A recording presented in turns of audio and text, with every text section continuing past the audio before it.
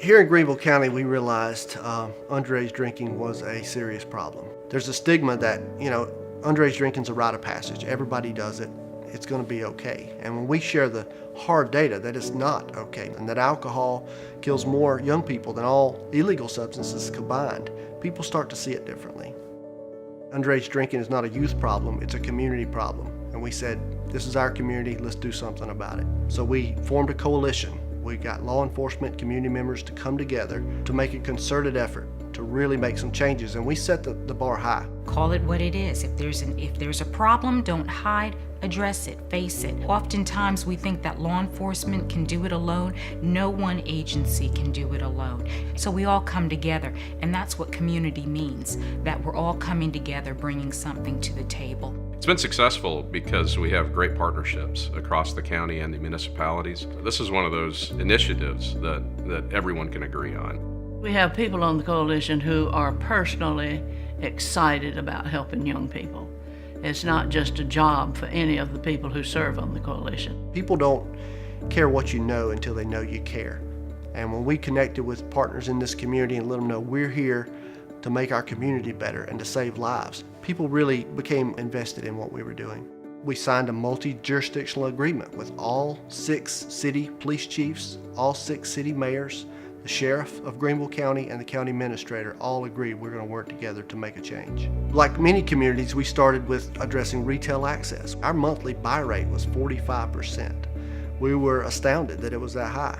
We got that buy rate down with consistent enforcement to 30% and then down to 15%, and now we're below 10%, which was our original goal.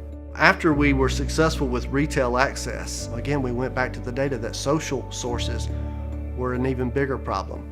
We use a strategic prevention framework model to look at the community, look at the needs, look at the evidence-based solutions.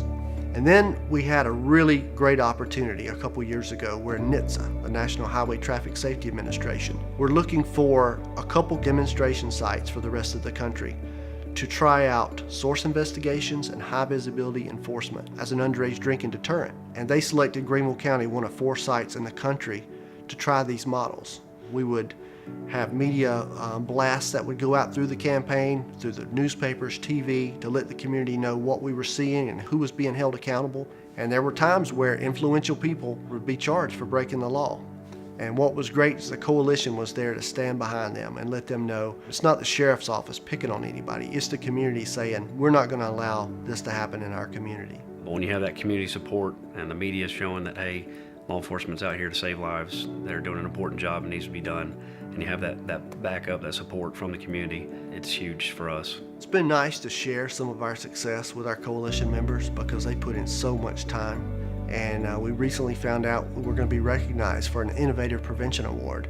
And I was so thrilled for our community. I was so thrilled for our law enforcement because they put in overtime hours that people never see. It is an overwhelming situation, but you take one big situation one bite at a time, and that's what we've done in Greenville. We've done a little bit of this, and when we were successful with that, we moved on to bigger things, and no matter how big the problem is, you can't tackle it all at one time. You have to tackle it in bits and pieces. As you gain traction, you're going to gain momentum, and as you gain that momentum, more people are going to sign on. People get excited about successes. People want to join in successes, and if you can just get that initial inertia going and get your project launched, I think that feeling of being overwhelmed goes away. When we started this effort, we realized we had some ambitious goals ahead of us. And looking now, we've achieved some of those goals. We've saved lives. We've reduced risk in this community. But we've got a long way to go.